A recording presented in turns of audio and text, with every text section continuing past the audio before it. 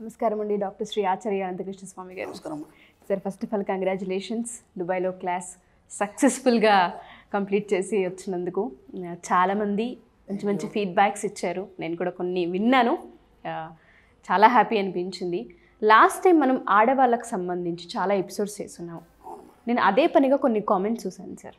పిసినర్తనం చేయొద్దని, గట్టిగా అరవద్దని, negative chanting అనుకోకుండా తెలియకుండా అన్కాన్షియస్గా మనమే చేస్తూ ఉంటామని. గజం కేవలం 15,500 రూపాయలతో 150 గజాల భూమి కేవలం 23 లక్షలు మాత్రమే. ఇలా తెలియకుండా ఆడవాళ్ళు రెగ్యులర్ లైఫ్కి సంబంధించి చాలా చేస్తూ ఉంటుంటాం. దానివల్ల మనీ ఎఫెక్ట్ పడుతూ ఉంటుంది, పర్సనల్గా మన ఆలోచనలు కూడా నెగిటివ్ ఇంపాక్ట్ చూపించే అవకాశం ఉంటుంటుంది.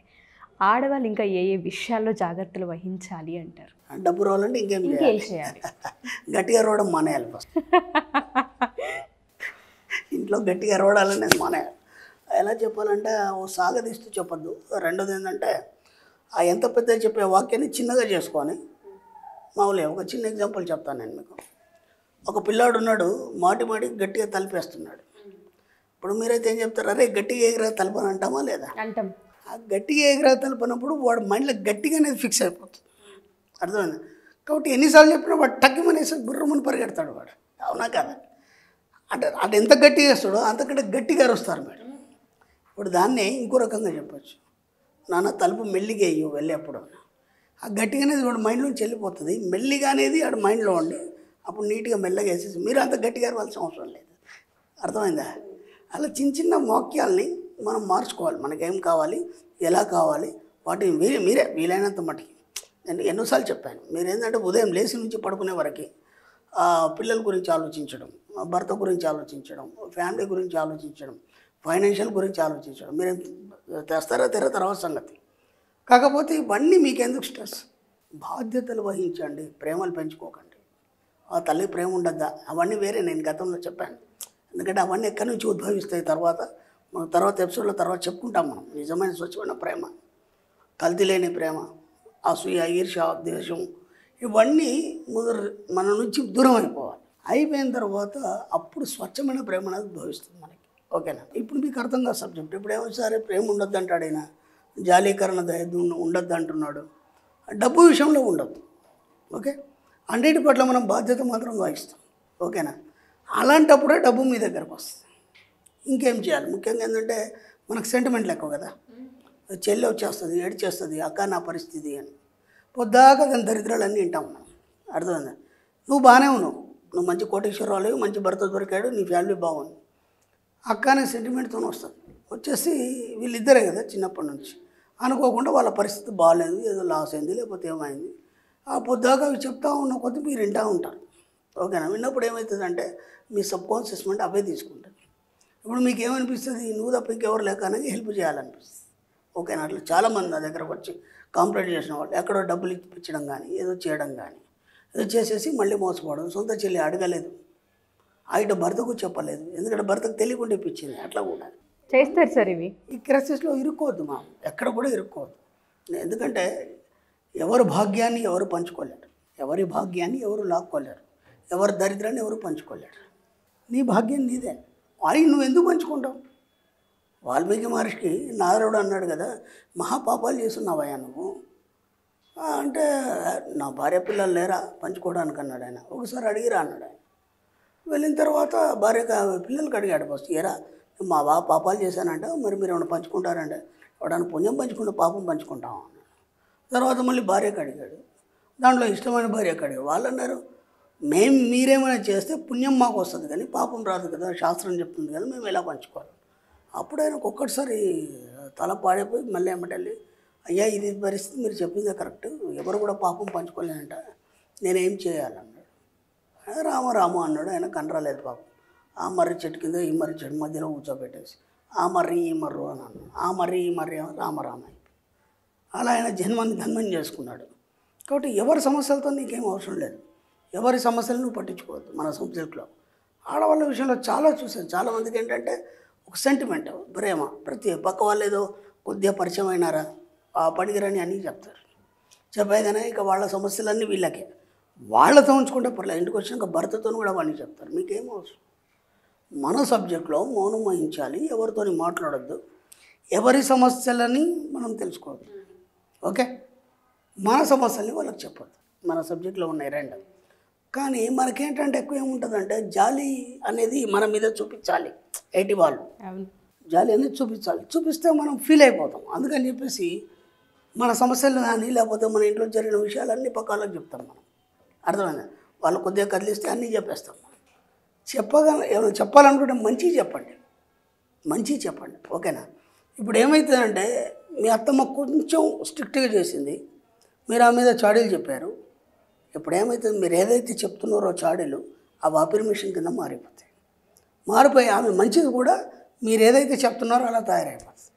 కోడలు మీరు చెప్తున్నారు సేమ్ యాస్టీగా, అమ్మాయి మంచిదే, ఏదో చిన్న తెలుసుకోవడంలో కొద్దిగా పొరపాటు జరిగింది, మీరు కాంప్లైంట్ చేశారు అమ్మాయి మీద, అయిపోయింది. ఆ అమ్మాయి అలాగే తయారవుతుంది. అంటే ఎయిటి వాళ్ళు అలా తయారు కావడానికి కారణం మీ అఫర్మేషనే. అర్థమవుతుందా?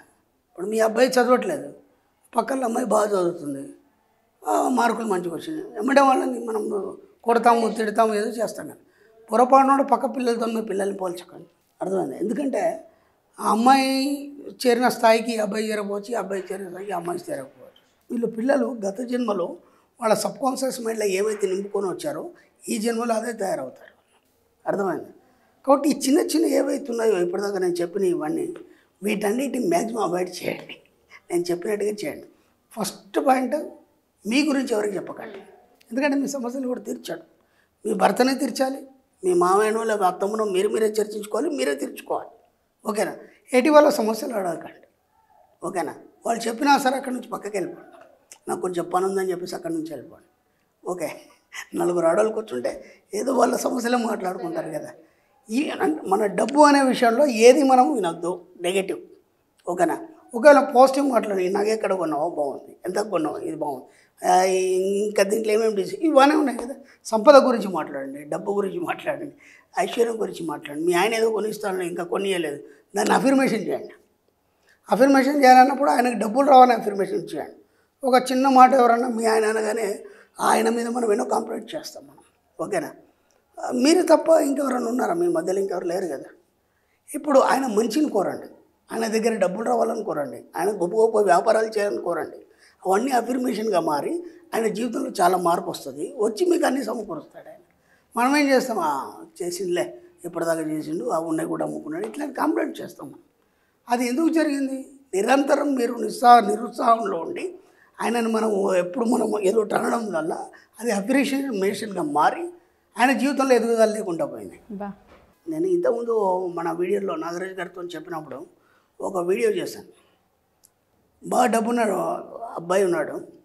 ఆ బాగా డబ్బున్న అబ్బాయి పెళ్ళి చేసుకొని ఒక 5-6 నెలలు ఒక ఏడాదిలో ఎలా లాస్ అయిపోతాడు. ఓకేనా? డబ్బు లేని అబ్బాయి ఉన్నాడు. ఆ అబ్బాయి కూడా పెళ్ళి చేసుకొని ఒక 6 నెలలు ఏడాదిలో ఎలా అప్పుల పాలైపోతాడు. ఇతని దగ్గరనే డబ్బు లేదు, అప్పుల పాలైనాడు. అతని దగ్గర డబ్బు ఉంది కదా, ఎందుకు అయినాడు? దాని మీద వీడియో చేశాను, అదే మీరు చూడండి, ప్రేక్షకులకు చెప్తున్నా చూడండి.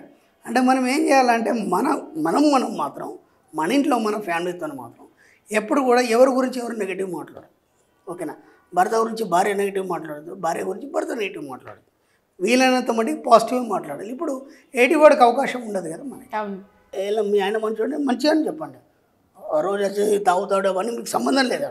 ఓకేనా? మిమ్మల్ని బాగా చూసుకుంటున్నాడు, అన్నీ బాగానే ఉన్నాయని చెప్పండి. ఇప్పుడు ఏమైతే అఫర్మేషన్గా మారి మీకు అన్నీ బాగా మారిపోతాయి అవి. ఓకేనా? ఇలా ఒకటి మార్చుకోండి. ఎందుకంటే నేను స్టార్టింగ్లో డబ్బు గురించి చెప్పాను. ఓకే, డబ్బు ఎలా వస్తుంది, దానికి సంబంధించినటువంటి వాక్యాలు మనం ఎలా చెప్పాలని చెప్పాను. ఇక్కడికి వచ్చేసరికంటే ముందు మీ జీవితాన్ని మార్చుకోవాలి. అంటే మీ చుట్టుపక్కల పరిసరాలు కానీ మీ జీవితం మీరు మార్చుకుంటే కానీ అవన్నీ రావు. అర్థమైందా? స్టార్టింగ్లో మనం ఇవన్నీ చెప్పినాం అనుకో, ఇలా ఎవరైనా చెప్తారా అనుకుంటారు. అందుకని చెప్తున్నాను, మన సబ్జెక్ట్లోకి రావాలన్నప్పుడు ఒకటి స్టెప్ బై స్టెప్ మార్చుకొని మీ యాటిట్యూడ్ని మార్చుకొని మెల్లిగా సబ్జెక్ట్లోకి రండి. కొత్త వాళ్ళ గురించి చెప్తున్నాను, పాత వాళ్ళకి అలవాటు అయిపోయింది, బాగా సంపాదిస్తున్నారు. మనం అచీవ్మెంట్స్ మనం చూస్తూ ఉన్నాం, ఇన్స్టాగ్రామ్లో పెట్టాం, మన వీడియోలో కూడా పెట్టాం. కాబట్టి నేను చెప్పినట్టు చేసుకోండి. మీరు అందరూ కూడా కోటీశ్వర్లు కావాలని నా కోరిక. Thank you so much sir. ఎందుకు అంటే చాలామంది ఆడవాళ్ళం సెంటిమెంట్స్, జాలి ఈ రెండింటి దగ్గరే ఆగిపోతాం, అక్కడే జీవితాలు ఆగిపోతూ ఉంటుంటాయి. ఇదే గొప్ప ఏమో అని ఫీల్ అవుతూ ఉంటుంటాం. బట్ అదే అవాయిడ్ చేయాలన్న పాయింట్ చాలామందికి తట్టదు. ఎందుకు మళ్ళీ లేకపోతే ఎట్లా, అది ఉండాలి. అది స్వచ్ఛంగా మీ లోపల నుంచి తర్వాత ఉద్భవిస్తుంది. సబ్జెక్ట్లో డెప్త్కి వెళ్ళిన తర్వాత, మీరు ఒక స్థాయికి వెళ్ళిన తర్వాత అప్పుడు తెలుస్తుంది, అరే ఇప్పటిదాకా మనం ప్రదర్శించింది అది స్వచ్ఛమైన ప్రేమ కాదు. ఇప్పుడు మీరు మీ పిల్లల్ని కాదు, బయట వాళ్ళ పిల్లల్ని ప్రేమిస్తారు, మొక్కల్ని ప్రేమిస్తారు, అర్థమైంది, జంతువుల్ని ప్రేమిస్తారు. మీకు తెలియకుండా అనంతమైన ప్రేమ మీలో నుంచి ఉద్భవిస్తుంది, మీరు స్ప్రెడ్ చేయగలుగుతారు. సార్, ప్రస్తుతానికి క్లాసెస్ ఎక్కడెక్కడ నిర్వహిస్తున్నారు, అసలు ప్లేసెస్ ఏంటి, అండ్ దాంతోపాటు డే ఏంటి, ఎక్కడ, అసలు ఆ ప్లేస్కి సంబంధించిన వివరాలు ఒకసారి తెలియజేయండి సార్. ఓకే అమ్మా, మనకి ఇప్పుడు ఫస్ట్ మనం జనవరిలో దుబాయ్లో క్లాస్ చేసాం, విదేశాల నుంచి స్టార్ట్ చేసాం. మొన్ననే ఇక మళ్ళీ మనం ఫస్ట్ క్లాస్ విజయవాడలో చేసామమ్మా. ఇప్పుడు మనకి 11th ఫిబ్రవరి హైదరాబాద్లో ఉంటుందండి. ఓ, హైదరాబాద్లో 11th ఫిబ్రవరి 2024 11th ఫిబ్రవరి హైదరాబాద్లో ఉంటుంది మనకి. అలాగే 18th ఫిబ్రవరి వైజాగ్లో ఉంటుందమ్మా, విశాఖపట్నం. అలాగే 25th ఫిబ్రవరి అనంతపూర్లో ఉంటుంది మళ్ళీ. అలాగే 3rd మార్చ్ షెడ్యూల్ కూడా ఇప్పుడే చెప్తున్నారు. 3rd మార్చ్ వచ్చి బెంగళూరులో ఉంటుంది. 10th మార్చ్ వచ్చి రాజమండ్రిలో ఉంటుంది.